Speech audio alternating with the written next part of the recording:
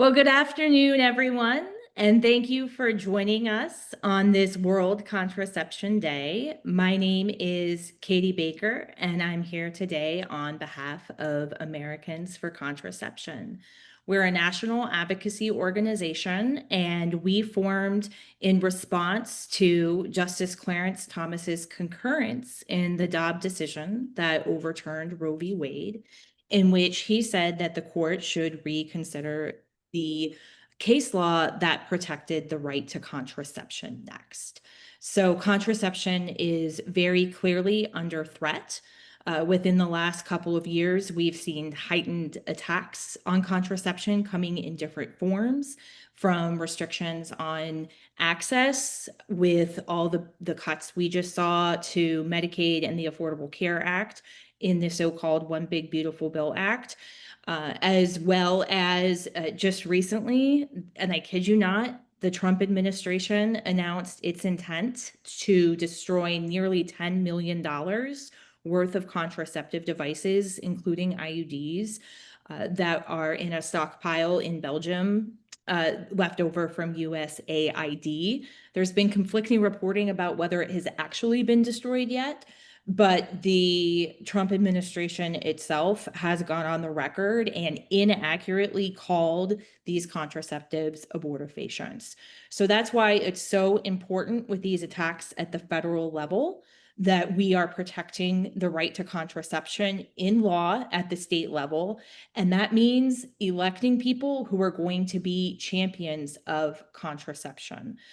We're very lucky to have a legislative champion here today, Delegate Sia Price, who together with Senator Hashmi, the lieutenant governor candidate, who have been the patrons of the Virginia Right to Contraception Act, which was unfortunately vetoed by Governor Youngkin, voted against by Lieutenant Governor Earl Sears. And Jason Miyares, the Attorney General candidate, was not in office at the time we had that bill up, but had previously voted against legislation that explicitly defined contraception as not abortifacients. So that's why we're so excited to be joined by a champion for reproductive freedom and the right to contraception today, former Delegate Jay Jones. And with that, I will turn it over to you. Well, thank you, Katie, and I'm really glad to be here to highlight this really significant issue.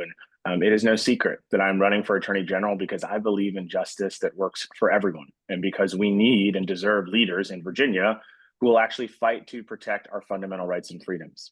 Virginia stands as the last Southern state without a restrictive abortion ban because Democrats have held the line against relentless Republican attacks year after year after year, including those from Jason Miyares.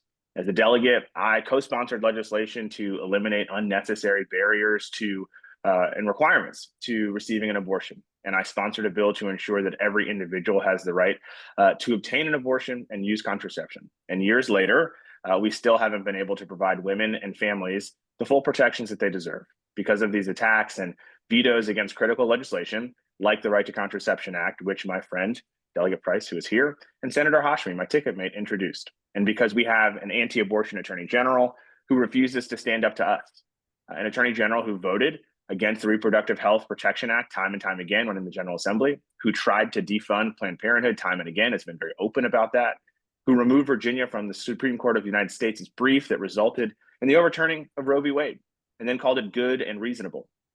Jason Miyares continues to stand by Donald Trump's side as the big bill guts healthcare coverage for 350,000 Virginians, including their contraception coverage. That's why this election is so critical. Abortion and contraception are literally on the ballot this year. And we need a Democratic legislature in both the House and the Senate to put this before voters next year so that we can finally codify a reproductive freedom amendment in Virginia's Constitution. And I will say that protecting this right isn't a partisan issue. Strong majorities of Democrats, Republicans, and independents agree that we must protect access to Plan B, condoms, IUDs, and the pill. It's really just common sense. And I look forward to enforcing the Right to Contraception Act next year as Attorney General. So thank you very much, Katie, and appreciate the conversation. Thanks so much, Delegate, and I look forward to calling you Attorney General. And next, we will have our champion in the House of Delegates who's carried the bill, Delegate Marcia Price. Delegate. Good afternoon, and thank you, Katie. I am Delegate Cia Price, and I'm proud to represent parts of Newport News in the Virginia General Assembly. And as was stated, along with Senator Ghazala Hashmi, I sponsored the Virginia Right to Contraception Act for the last 2 years. And it's a simple bill that says Virginians have the right to use and doctors have the right to prescribe contraception. Such an easy concept to support, yet very few Republicans supported it. And as was mentioned, the governor vetoed the bill twice. In 2007, when World Contraception Day started, we lived in a country where access to safe contraception for many wasn't something we had to worry about. In fact, many believed they already had a protected right. But today we know for sure that we cannot take contraception for granted, and we must stand up to protect our rights to access it. But that's where the people can help. The 2025 election is here. Early voting has begun, and contraception is on the ballot. If you, your family, friends, and neighbors all get out to vote and support Democratic candidates, by the time the next World Contraception Day rolls around, the Virginia Right to Contraception Act will have passed the General Assembly and have been signed into law, and we would have Attorney General Jay Jones who will defend it. That's because Virginia Democrats are 100% united on this. We believe everyone, regardless of where in Virginia you live, should have the right to use contraception, whether it's for family planning or, like me, to manage health conditions like polycystic ovarian syndrome. No one should be up in your business about your birth control. And let me tell you something about the opposition. Like I said, very few Republicans currently running for re-election supported the bill, and Winsome Earl Sears voted against it during a tiebreak. And as was mentioned, back in 2020, I sat in the House and watched Jason Miyares vote against a bill that simply said contraception is not an abortion, something that is backed by science. Voters deserve to know that, especially now. But you know who did vote for the bill in 2020? Jay Jones. And I was sitting right there and watched it.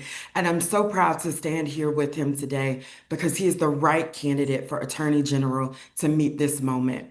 Jay is committed to fighting for all Virginians, including for our reproductive freedom. And once we pass the Virginia Right to Contraception Act, you can rest assured that Jay will work diligently to enforce the law and ensure that these private decisions get to stay between us and our medical providers. According to a recent Atlantic article, the main strategy that is working to defend the country against the unconstitutional power grabs of this current administration is successful lawsuits, including those brought by Democratic attorneys general. Jay will join that group, and instead of having an AG that stands by while Trump's lackeys try to destroy our healthcare and reproductive healthcare access, we can have an AG that will fight for us, the people. So over the next few weeks, I am challenging everyone to get in the fight, tap in to do the work to build a future Virginia that we all deserve. And that starts with electing Jay Jones, Ghazala Hashmi, and Abigail Spanberger, and an even stronger Democratic majority in the House of Delegates, because we will work for you and ensure Virginia remains a beacon of hope of reproductive freedom in the South. Thank you. Thank you so much, Delegate, and thank you for everything you've done to champion the Right to Contraception Act. And next, it's my honor to introduce Jamie Lockhart of Planned Parenthood, who has just been such an incredible partner to us over the course of fighting for this bill. Jamie. Thank you so much, Katie. Good morning, everyone. Thank you for being here on this important day, World Contraception Day. As Katie said, I'm Jamie Lockhart, and I have the honor and privilege of serving as Executive Director of Planned Parenthood Advocates of Virginia. And today we celebrate what should be a simple truth, that contraception is essential healthcare.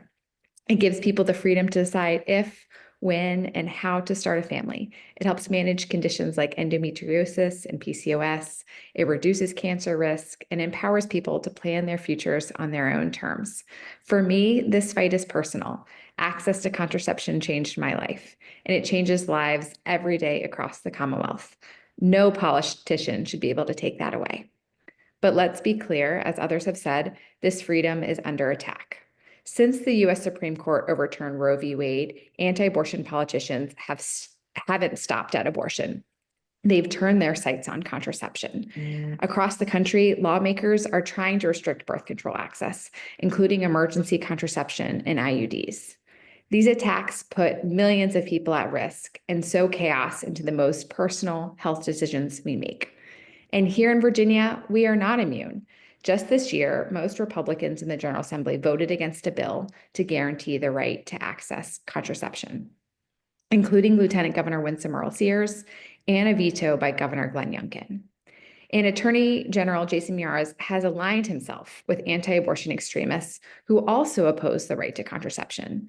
At every turn, he fought to keep medically unnecessary barriers to abortion, like ultrasounds and waiting periods, in place, and he has made clear that he will not be a defender of reproductive freedom.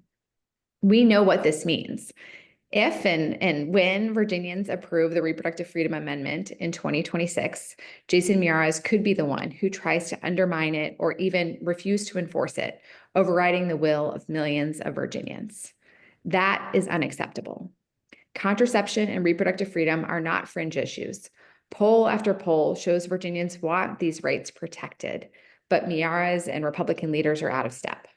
They're not talking about contraception or abortion on the campaign trail because they know the truth. Virginians don't want politicians interfering in these deeply personal issues. On World Contraception Day, we must recommit ourselves to passing the Virginia Right to Contraception Act, to advancing the Reproductive Freedom Amendment, and holding politicians like Jason Miyares accountable when they put ideology ahead of our health. Back to you, Katie. Thank you. Thanks so much. And next we have Penny Blue. Good evening, everyone, and I should say good afternoon. And thank you, Katie, for inviting me to share my personal story. I am Penny Blue, the Virginia Program Director for Red, Wine, and Blue. And Red, Wine, and Blue is a community of over 600,000 diverse communities of women across the United States working together locally to defeat right-wing extremism. In chatting with women across the state, I have found most of us have a story concerning contraception. My story is about my mother and the community that I grew up in.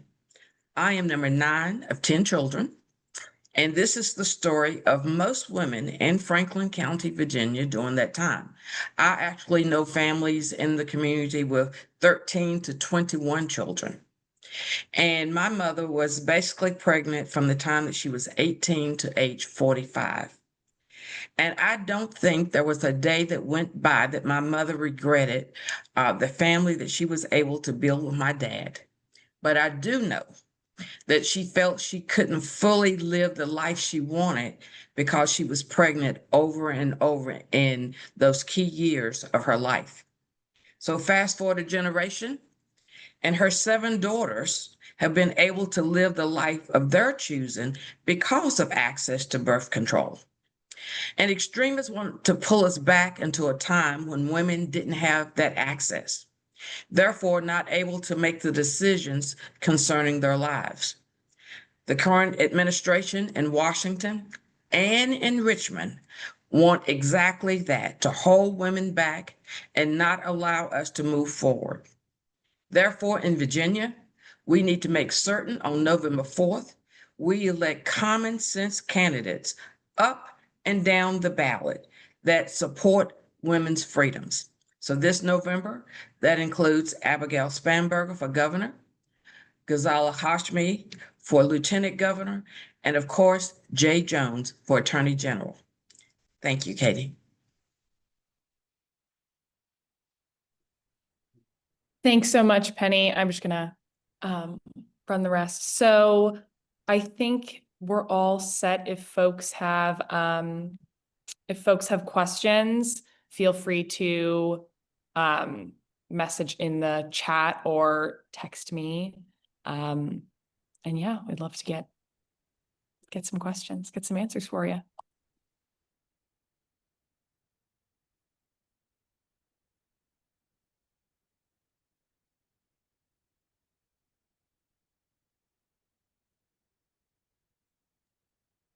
Yeah, Jessica, you can turn on your mics. Just wondering if you could share the question in advance would be wonderful.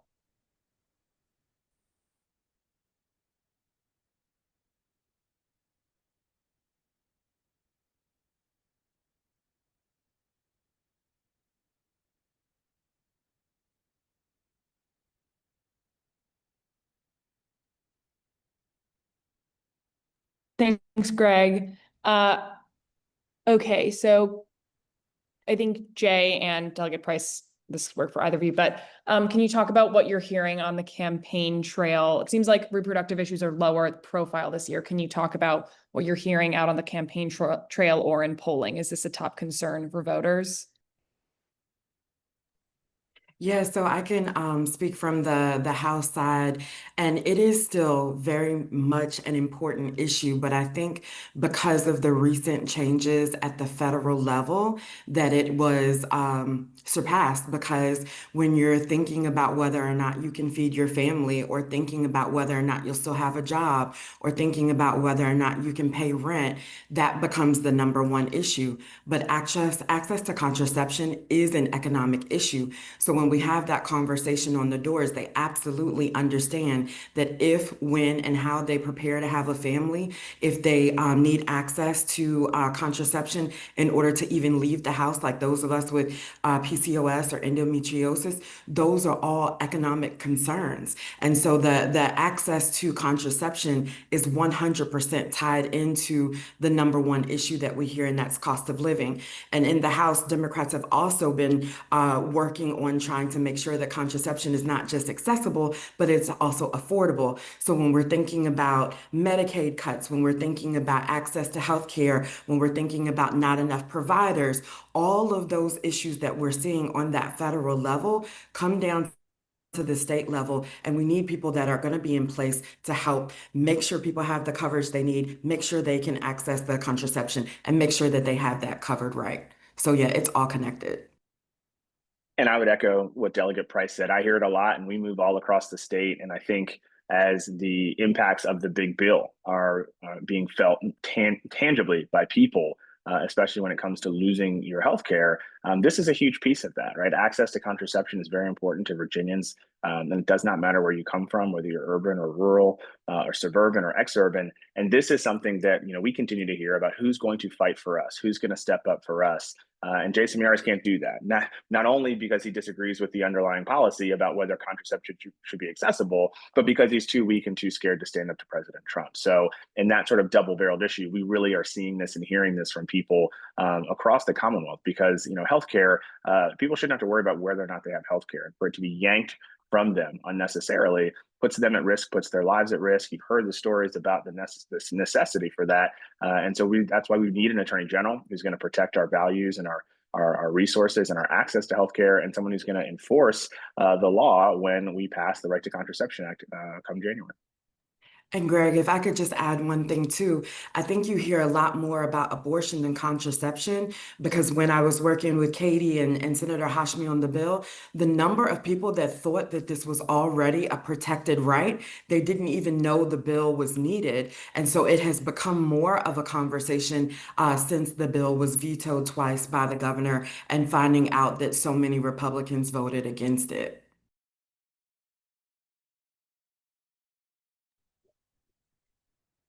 Question from, thanks so much, you guys. Question from Jessica regarding the Trump administration's intentions of destroying $10 million worth of contraceptives overseas and falsely calling them abortifacients. How do you see this federal news trickling down and impacting the abortion debate in Virginia? Well, I think what happens in Washington is very much at the front of people's minds here in Virginia. And it doesn't matter whether it's the economic situation, which has been dire because of the tariffs that the president has levied, or the big bill that's yanking people off of healthcare. And so that really is in our minds and in people's lives every single day. It's what I hear as we move across the Commonwealth. And it does not matter where we are. People are really worried about how that's impacting them, even in areas that have supported the president. When we were in Buena Vista on Labor Day, I talked about the consequences of the big bill and the fact that people would lose Medicaid coverage and that hospitals and healthcare facilities would close. And 3 days later, the Augusta healthcare system said they're closing 3 primary care clinics because of the bill.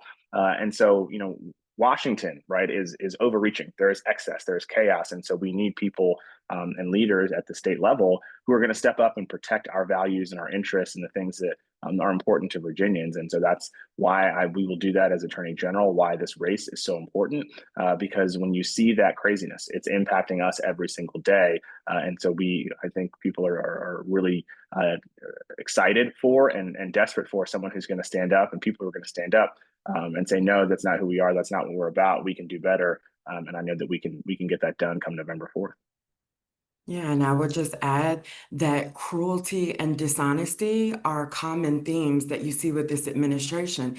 And so as a legislator, I want to make sure that we are passing bills based in science, based in taking care of people, based in compassion, and then have those good laws in place for Attorney General Jay Jones to enforce. And so I think it trickles down to the state level because we need to combat just the absolute cruelty that it would take just to waste that. But then I think a little bit more importantly is the fact of calling them abortifacients is a lie. It is not factual. And so I have to make policy based on reality. And I'm not going to stand by and let people lie or spread disinformation that can hurt people's lives.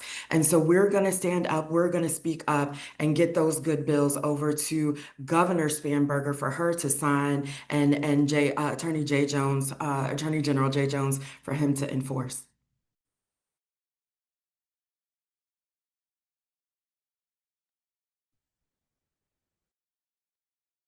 Another question. Thanks, Jessica. So, Jay and Delegate Price, what are you hearing from Virginians or constituents and patients, Jamie, about barriers to accessing birth control right now, given the ruling blocking Planned Parenthood from receiving Medicaid reimbursements? Whoever wants to start, maybe Jamie or Jay.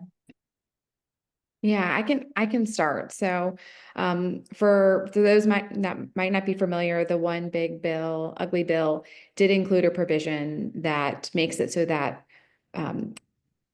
people who are on Medicaid cannot go to Planned Parenthoods and have that care reimbursed. In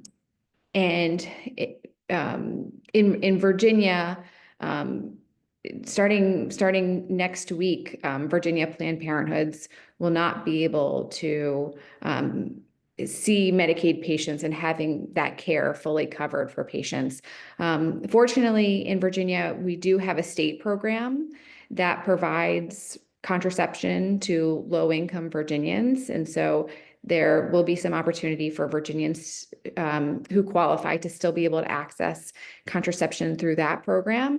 But those funds are limited, and there's a lot of other care like STI testing, primary care, other cancer screenings that very soon, as a result of these federal attacks and that legislation that passed, Virginians won't have access to all the healthcare they need through Planned Parenthoods. And it's really tragic that people who won't be able to go and see their trusted provider and don't know whether the funds will be there to kind of fill in the gaps. And we know that there's a lack of reproductive health care providers. There's a lack of Medicaid providers because not all providers are seeing Medicaid patients. And so it is going to be really challenging for people to access the healthcare that they need as a result of these attacks. And one thing I just want to add on to the last question that was asked around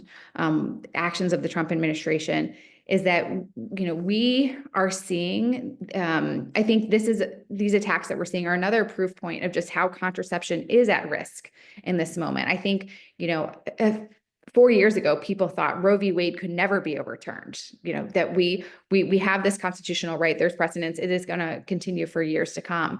And then now people obviously, have seen the consequences of that. I think the same thing with contraception. it is at risk. We are seeing these attacks at the state level and at the federal level. And that's why it's so important that we pass the Virginia Right to Contraception Act and that we pass a constitutional amendment so that this is not a political issue that we have to fight about every single year, and that Virginians know that they have a guaranteed right to access this healthcare. Well, and look, I'll just say this very briefly. This is just yet another instance where Jason Miyares is acting as Donald Trump's pro bono attorney, then doing his job and representing the will of a majority of Virginians. He is very, very keen on letting Donald Trump run over our freedoms rather than protecting us from the excess and overreach of the administration. And I think it's been said on this Zoom today, you know, this isn't a partisan issue. There are large majorities of Democrats and Republicans, independents, who agree on access to contraception. And if you're not going to do what the majority of Virginia wants you to do, then you're not serving our interests well. And so, you know, whether it be in this space or it be in the economic space, whether it be the tariffs and the assault on our federal government workforce, time and time again, Jason fails to step up and protect people in Virginia, which is the job of the Attorney General. He can't do that. He can't get over that basic hurdle. And so that's why it's really important to have leaders in place who are going to represent everybody, not just some. And that's what I'm committed to as a candidate for Attorney General. And when we win and get sworn in, that's what we'll do.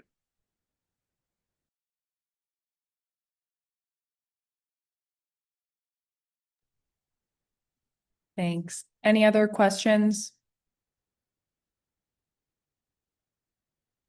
Jarvis, Anna? Okay. Delegate Price, Jamie, Jay, any final thoughts?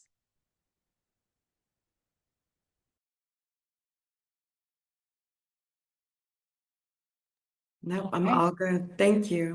Yeah. Well, Yeah, thank thanks, you everybody. all.